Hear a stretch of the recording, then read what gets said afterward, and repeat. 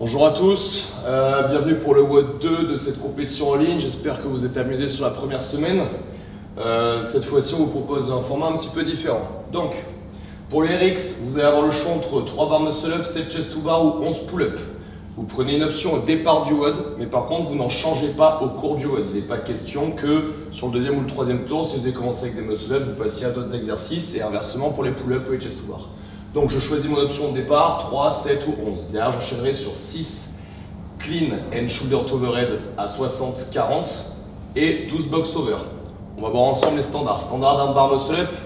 Donc, Orlan se suspend la barre, bras tendus au départ, bras tendus à l'atterrissage. Pas de coude.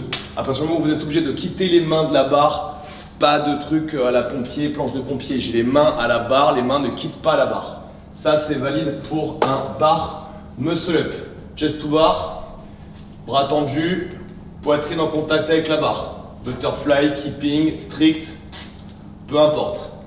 On passe au standard des pull-up, bras tendus. Et là, c'est le niveau menton qui a passé autour de la barre. Encore une fois, strict, keeping, butterfly, pronation, supination. Tant qu'il y a bras tendus, menton au-dessus de la barre, pour le départ et l'arrivée, on sera OK. On passe maintenant au clean et shoulder to overhead. C'est fait exprès de pas être shoulder to overhead. Au départ, on parle de clean and jerk, mais là, dans le contexte d'un WOD, si vous êtes hyper fort ou hyper raide et que vous choisissez de passer en push press, et les meilleurs le feront en strict press, c'est tout à fait autorisé. Donc on y va, clean, toute forme de clean, muscle, power, squat, peu importe. Et puis shoulder to overhead. L'important, c'est à l'issue de valider la rep avec un alignement poignet, coude, épaule, hanche, genou et cheville. Ça, c'est pour la partie RX. On sera sur un AMRAP de 10 minutes. Démonstration au cas où pour les box over. Les deux pieds quittent le sol en même temps, atterrissent sur la box et passent de l'autre côté. Vous pouvez le faire en saut pour passer de l'autre côté ou en step down. Le step up n'est pas autorisé. Et à la question, est-ce qu'on peut sauter par-dessus la box sans la toucher?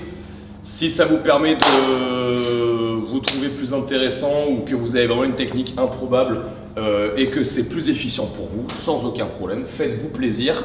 On prendra plaisir à vous regarder faire. Évitez quand même de vous faire une cheville. Sur la partie scale, on imagine qu'il y a certains scaled qui sont scaled parce qu'ils ont les pull-up mais pas les muscle-up.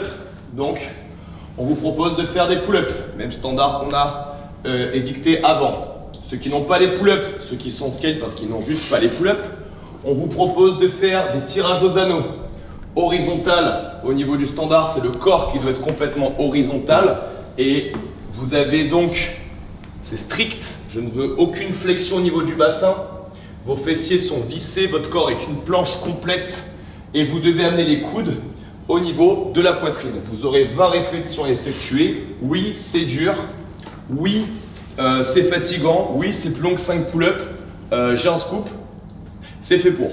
Ensuite, vous aurez le même mouvement qu'on a vu sur le clean and jerk, mais cette fois-ci à 40 ou 25 pour les femmes. Toujours 12 box over. On est sur les mêmes standards que pour les RX. Et on vous donne la version pour le travail à la maison. On sera sur du end release push-up en série de 15. Donc, standard d'exécution. Soyez là aussi très strict sur l'aspect strict de la rep. Donc, il y a un alignement des quadriceps, des jambes et de l'abdomen. On descend complètement au sol. On retire les mains. On les replace et on retend les bras. Il n'y a aucun mouvement indépendant du bassin sans les épaules et inversement. Donc, il y a le même niveau d'élévation, la même vitesse d'élévation, le même départ d'élévation, la même fin d'élévation entre le bassin et les épaules pour valider votre répétition. On sera sur du ground to overhead avec toujours notre standard, le pack de 6 fois 1,5 litre cristalline. Donc, les mains sur les côtés, vous saisissez le pack. Désolé si vous avez les petites mains, c'est pour vous assurer que votre pack n'explose pas pendant le WOD. 15 ground to overhead. Donc, on insiste bien sur la rotation du pack. C'est le bas du pack qui touche le sol. Et c'est le haut du pack qui est orienté vers la tête à la fin. À la fin, complète alignement des bras, du tronc et des jambes parfaitement alignés et tendus. Quoi d'autre sur ce standard?